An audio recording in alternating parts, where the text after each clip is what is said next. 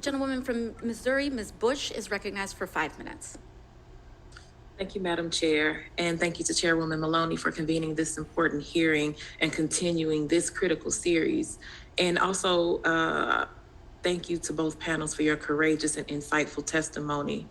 This summer, heat waves, wildfires, historic floods have all devastated our communities. In St. Louis, though, we saw back-to-back flooding in the same week that was supposed to only happen once every 1,000 years. It was the highest rainfall in one day since records began in 1873. In Kentucky, 39 people died and more than 600 helicopter rescues were carried out. Toxic sites were inundated and many of our neighbors lost their homes. Many in our community are still recovering from the devastation. The flooding in St. Louis and elsewhere was driven by the climate crisis, which we know, and it's happening as a result of burning fossil fuels. Tragically, the climate crisis is making these events increasingly common and severe, so we know that they will be even worse next year and the year after that and the year after that. The fossil fuel industry is devastating St. Louis and communities around the country by continuing to burn fossil fuels. Further, they are taking home extraordinary profits, causing us to pay more for gas, leaving us less prepared for extra costs associated with disasters.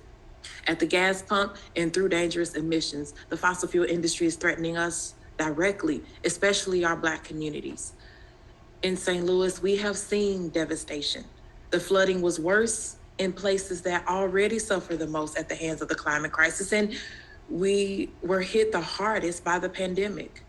The hardships keep piling onto the same people. People lost their cars, they lost homes, entire apartment complexes were condemned, putting hundreds of families on the street. 2 months later, the consequences are still playing out right now.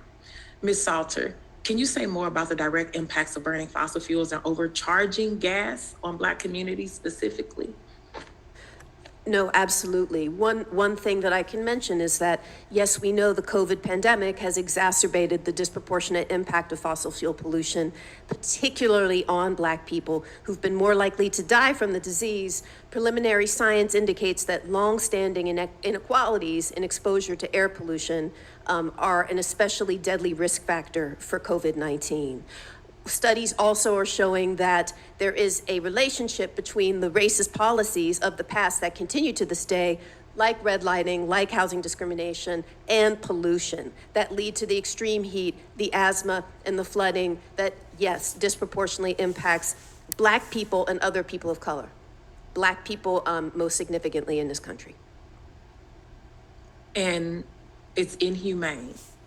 The fossil fuel industry is profiting off of death and destruction in our communities, and they've known it for decades. Furthermore, they're making it unsafe for workers to get to work, creating hazardous workplaces, and disproportionately putting low-income people at risk in their neighborhoods by continuing to burn fossil fuels.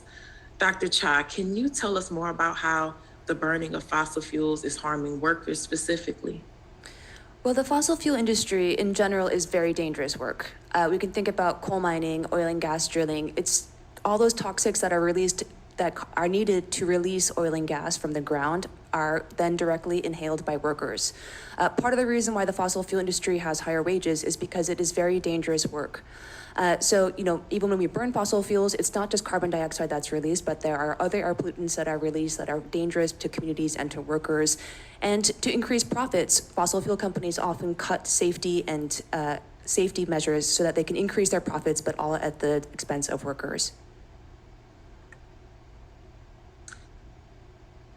That again is inhumane. Thank you, and I yield back.